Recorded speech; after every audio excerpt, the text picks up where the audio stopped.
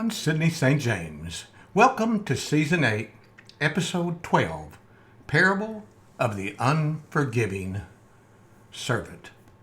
The Power of Forgiveness. Found in Matthew 18, verses 23 through 35. Howdy, y'all. Welcome back to another episode with yours truly, Sidney St. James.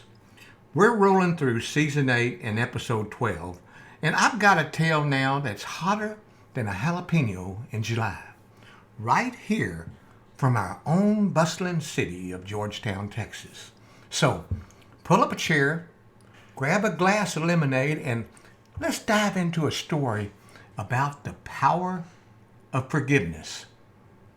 In the heart of our fair city lived a man named Richard, as rich as Texas oil and as influential as the summer sun is hot.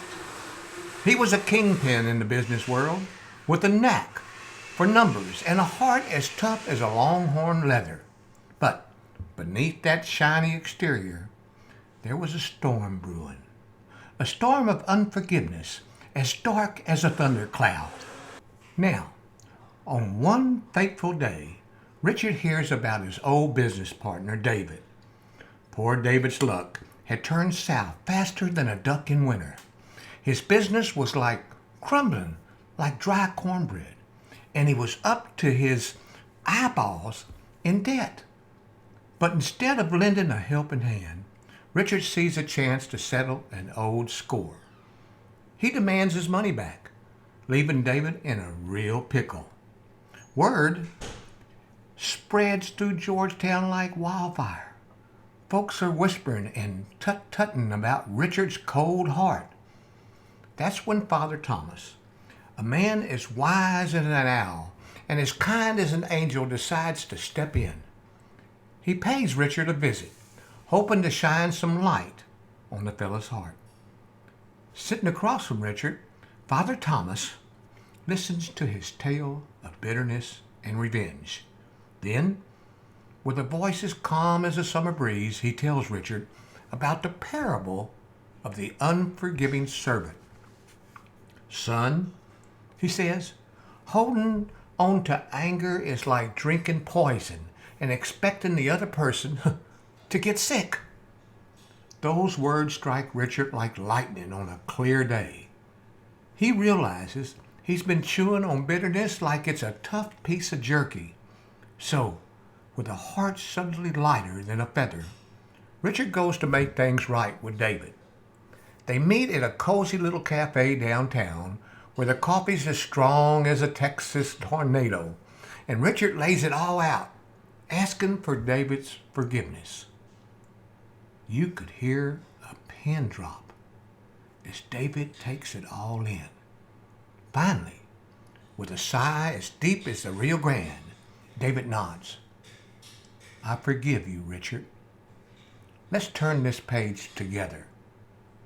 From then on, Richard and David start rebuilding. Not just the business, but their friendship too. Their story becomes the talk of the town, inspiring folks to look at their own grudges and let them go like balloons at a county fair. Inspired by their journey, Richard starts a foundation dedicated to spreading the good word about forgiveness. Workshops pop up like bluebonnets in the spring, helping folks let go of their bitterness and find peace. As for Richard, he learns that the real riches in life ain't counted in dollars and cents, but in love and forgiveness and friendship. He becomes a beacon of hope in Georgetown, showing folks that even the toughest hearts can learn to forgive. This parable explores the balance between justice and mercy. While the king initially acts justly in demanding repayment, he ultimately shows mercy. However, when the servant fails to show mercy himself, justice is served to teach him a lesson. Now, this highlights the idea that mercy should be reciprocated and that there are consequences for failing to live mercifully.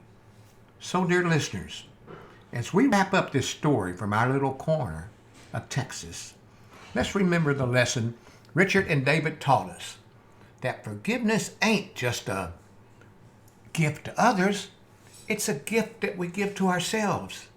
It's the key to unlocking a life full of